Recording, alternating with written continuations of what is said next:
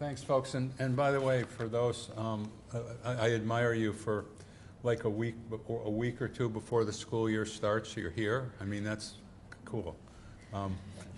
But I can give you just some details, and then I'd ask you to ask questions about how our department is interpreting the legislation.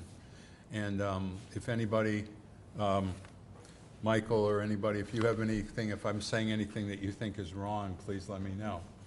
But I've had 10 districts call and say, we're teaching in our modern world history course. We have 2 days on the Holocaust in our World War II unit. And in our modern problems unit, we teach 1 day on genocide. Are we meeting the criteria of the legislation? 10 schools have called with that question. Could I ask you, what would you say the answer to that is? States the letter. Yes. That's exactly how we're answering that's our formal answer to the question. Those districts are meeting the letter of the legislation, but in our interpretation are not meeting the spirit of the legislation. The spirit of the legislation is to enhance the teaching of Holocaust and genocide studies. But if all you're interested in, I'm guessing, by the way, if you're here, you're interested in more than just that minimal level. But just if anybody is wanting to know, does our district meet that?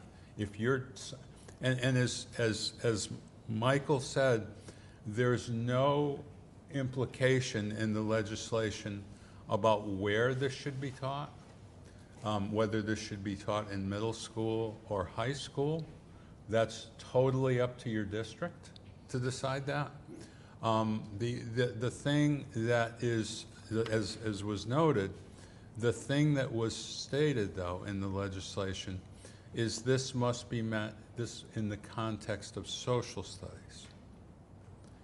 So I know that in many middle schools, as Michael said, very effectively, many middle schools teach the Holocaust not through the context of history, but through the context of literature, right?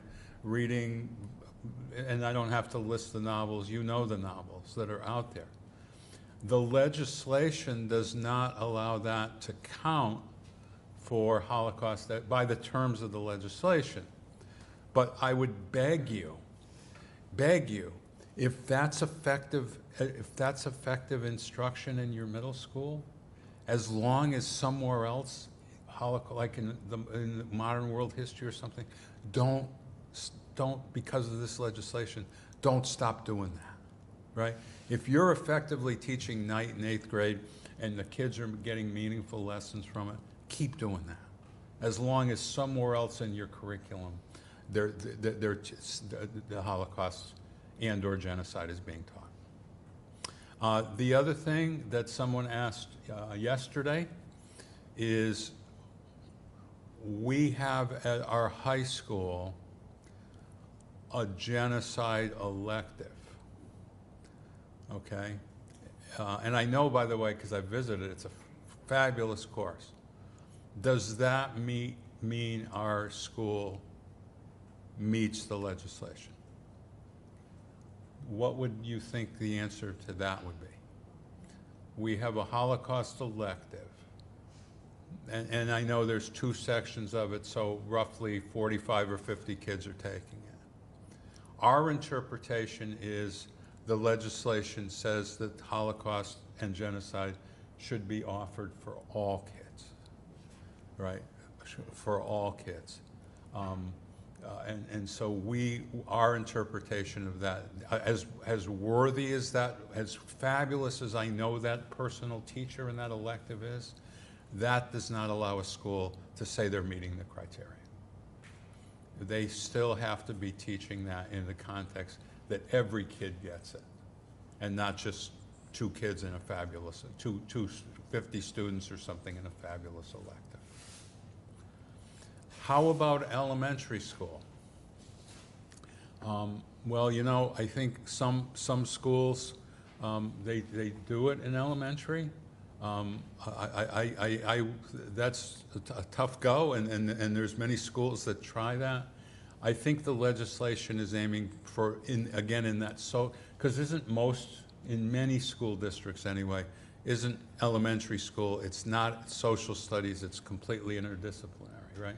That's good, but I think for the context of this legislation, we would primarily look for middle school and high school instruction.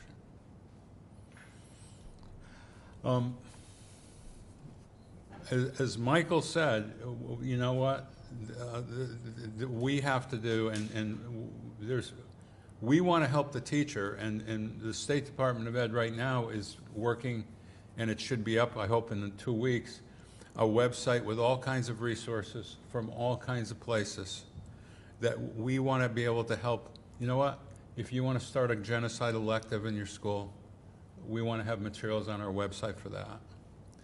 If you can only teach it one day, I mean, probably most people in the room would be horrified by that. But you know what? For the teacher that only has one day, what's an effective use of that one day? So those are the kind of materials that we want to have available on our website. So can I answer any questions on how school, about this? About the legislation from a school perspective? Please, Karen. When you say genocide, there's multiple genocides. So are we looking at just explaining what that term means, or are we looking at? If you in your course were explaining the term genocide, perhaps, and were giving an example of genocide, that meets the letter of the legislation in our interpretation. Again, you notice there's always the difference between the letter of the legislation and what's sort of hoped for, right? We would hope, I mean, is this not, for people that are into this topic, is this not a unique opportunity to expand what you're doing, right? Because there's now interest in this. Boards of ed are interested in this. So if this is a unique opportunity to expand, I think, but again, there's the difference between that and just meeting, quote unquote, the letter of the law or something like that. And we'll be discussing some of these issues. I know Dave will be shortly talking about terminology and such. Any other questions? Also, during any of the presentations, feel free to interrupt. We don't want to be up there giving lectures. And so please speak up. Just a couple more things. We will be having this website up, and by the way, it will not be a website that creates original materials, very much. You know what a better use, as Michael said, there's tons of materials, right? So the job we think of our website is to put how do you get to them? What are the best materials? That's what we see the job of our website. We're also going to run a 5-part webinar series on the Holocaust this fall, starting in October probably and going maybe late September and going through November. And in the survey you're going to be asked to fill out at the end, we're going to ask you, what would you want in these webinars, right? Rather than me guessing what are the best topics to give, I'd really like to hear from you fine folks on what would you want webinars on this topic. I think that's better. And do you have people that you would recommend as presenters for these webinars? So that's another thing. October 26th is the annual Connecticut Council for the Social Studies conference. And at that conference, they're setting aside an entire block for each period of time. We're setting aside an entire block of period. We want in every time period at least 1 or 2 sessions on the Holocaust and genocide. So if you're doing something cool in your own school and you want to do a presentation yourself, submit. If you know of others that do it, if we have university folks that I'm going to cajole to do some, but we want that to be, we want a key part of that October 26th conference to be based on this topic. Okay, so here's what the state is doing. We're doing these things this week. By the way, you're going to get the materials, the PowerPoint. Outside is Catherine, our intern, and we're going to get you the PowerPoints and all from not just this session, but all 4 of the sessions. So if there's something, like, if, for example, the one we did Monday out at UConn, the presenters, there was a session on the Pequot War as genocide, which a lot of the teachers there were not familiar with. So we'll get you guys, so every one of the 4 sessions you'll get information on. So we're doing these sessions. We're doing these sessions. We'll do 5 webinars with your input, hopefully, and we'll have a web page, and that's the beginning. I mean, we can do more, you know, with Voices of Hope, with JFACT, with other organizations. There's more to be done, but this is, I think, a good start. I'd just like to call Margie Lipschitz, as again, from the ADL, from Echoes and Reflections. And Margie, you have, if you don't mind, just briefly, you have some materials and some other things that you guys are producing as well. Yes, good morning. Thank you for being here. I want to echo what Steve said. End of your school, your summer vacation, to be here. We really appreciate it.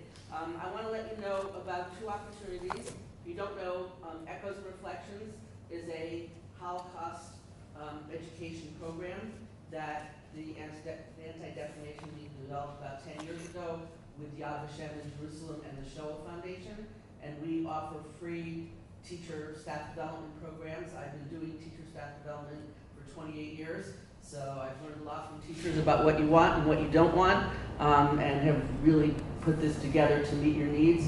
So we are going to be offering 4 of them this fall.